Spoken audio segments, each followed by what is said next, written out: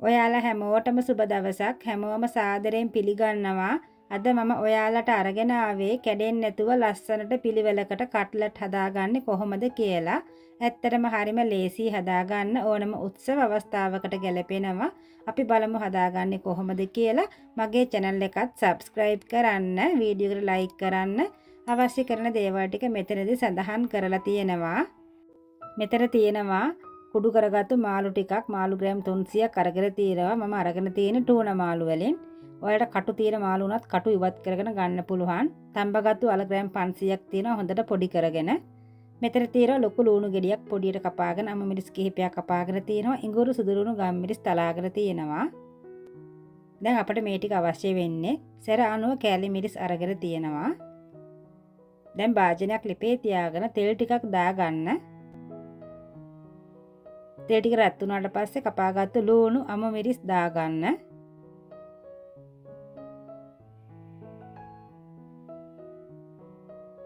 දැන් මේ ටික පොඩ්ඩක් බෙදෙන්න තියන්න.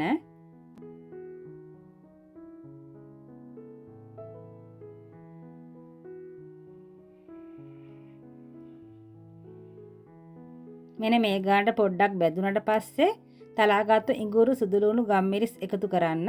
ඒ ටිකත් පොඩ්ඩක් බෙදෙන්න තියන්න.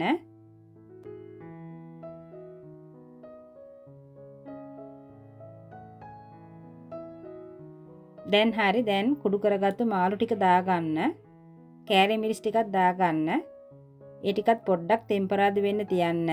ටෙම්පරාදු වෙනකම් මෙන්න මේ විදිහට හොඳින් කලවම් කරගන්න.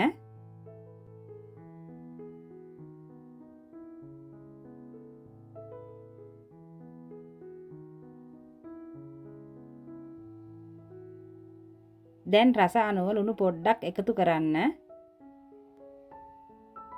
ඉන්පසු හොඳින් කලවම් කරන්න මේ විදිහට.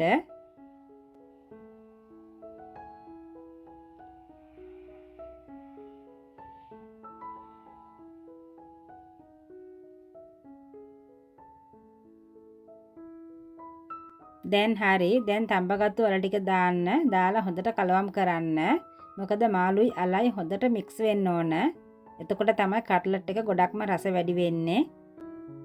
මම ඔයාලට තව දෙයක් කියන්නම්. අල ටික තඹ ගන්නකොට අල ටික හොඳට තැම්බුණට පස්සේ අපි වතුර පෙරලා අරගන්නවනේ. ඒ අල ටික ආපහු ලිපේ තියන්න. ඒ භාජනෙටම දාලා වහන්න නැතුව ලිපේ තියන්න. ඒ අලවල තියෙන වතුර ගතිය ඔක්කොම වාෂ්ප වෙලා යනකම්. එතකොට අල ටික හොඳට වේල්ලා වගේ එනවා. ඒ වෙලාවට තමයි අපි අල ටික පොඩි කරලා ගන්න ඕන. අර පෙරපු ගමන් අපි අල ටික පොඩි කරගත්තොත් මේ මිශ්‍රණය දියාරු වෙනවා. එතකොට කට්ලට් ටික බදිනකොට පුපුරන්න බලනවා. මේ බලන්න මේක හොඳට තියෙනවා. දැන් හරි දැන් ලිප ඕෆ් කරලා මේ ටික පොඩ්ඩක් නිවෙන්න තියන්න. දැන් මේ නිවුණට පස්සේ තාපව හොඳට කලවම් කරගන්න. මේ විදිහට හොඳට කලවම් කරගත්තට පස්සේ අපිට පුළුවන් කට්ලට් බෝල ටික හදාගන්න. කට්ලට් බෝල හදාගන්නකොට මෙන්න මේ විදිහට අපට අවශ්‍ය කරන සයිස් එකට අපි මේකෙන් අරගෙන මෙන්න මේ විදිහට හොඳට තද කරන්න. තද කරනකොට අර කට්ලට් බෝලේ ඇතුලේ හිස් බවක් ඇති වෙන්නේ නැහැ. මේ ටික හොඳට තද වෙලා තියෙන්නේ. එතකොටත් කට්ලට් පුපුරන්නේ නැහැ බදිනකොට. මෙන්න මේ විදිහට තද කරලා දැන් මෙන්න මේ විදිහට බෝලේ හදාගන්න ඕන. මම ඔයාලට තව එකක් හදලා පෙන්නන්න. මෙන්න මේ විදිහට අරගන්න. මෙන්න මේ විදිහට හොඳට තද කරන්න පළමුවෙන්ම. මේ විදිහට තද කරලා අවසානට අපිට පුළුවන් මේක රවුමක් විදිහට හදාගන්න. මෙන්න මේ විදිහට රවුම හදාගන්න. දැන් මේක අපිට බිම වැට්ටුවත් කැඩෙන්නේ නැහැ. ඒ කියන්නේ හොඳට තද වෙලා තියෙන්නේ. මේ බලන්න. මේ විදිහටම කට්ලට් බෝල සියල්ලම හදාගන්න.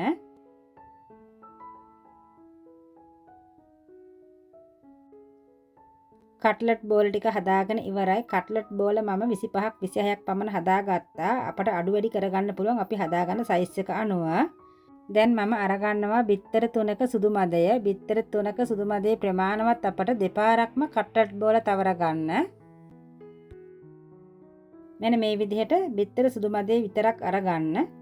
දැන් මේ ටික හොඳින් ගසා ගන්න. දැන් මෙතන තියෙනවා පාන් කුඩු බිස්කට් කුඩු ගන්න පුළුවන්. දැන් හදාගත්තු කට්ලට් බෝල අරගෙන බිත්තර සාරුවර තවරන්න. බිත්තර සාරු හොඳින් තවරගත්තට පස්සේ පාන් කුඩු වලට දාලා පාන් කුඩු හොඳින් තවර ගන්න පුළුවන්. බිත්තර සාරු අතේ තැවරිලා තියේදී පාන් කුඩු අල්ලන්න එපා. පාන් කුඩු තෙත් වෙලා ගුලි වෙනවා. එතකොට කට්ලට් බෝල් ලස්සනට හදාගන්න බැරි වෙනවා. ඒ නිසා අපට පුළුවන් හැන්දක ආධාරකයෙන් බිත්තර සාරු ටික තවර ගන්න. මෙන්න මේ විදිහට. දැන් මේ අපි කරන විදිහ බිත්තර සාරු වල තවර ගන්න ඕන දෙපාරක්. ඒ වගේම පාන් කුඩු වල තවර ගන්න ඕන දෙපාරක්. ඒ විදිහට දෙපාරක්ම මෙන්න මේ විදිහට කරගන්න.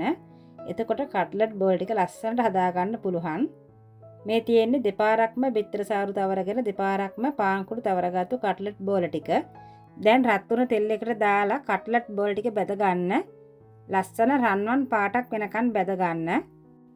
ඔයාලට පේන වෙති මම තෙල් දාගෙන තියෙන ප්‍රමාණය කට්ලට් බෝල වැහෙන්නෙම තෙල් දාගෙන නැහැ. ඉතින් අපිට මේ විදිහට බැද ගන්නවා නම් හැන්දෙන් මෙන්න මේ විදිහට පෙරලන්න ඕන.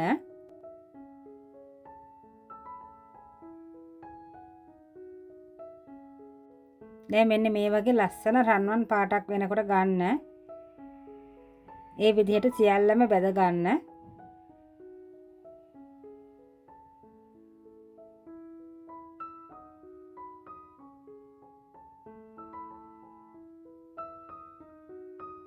දැන් මම කට්ලට් බෝල් ටික බැදගෙන ඉවරයි. මේ තියෙන්නේ මම බැදගත්තු කට්ලට් බෝල් ටික හරිම ලස්සනට පිළිවෙලකට පාටට තියෙනවා.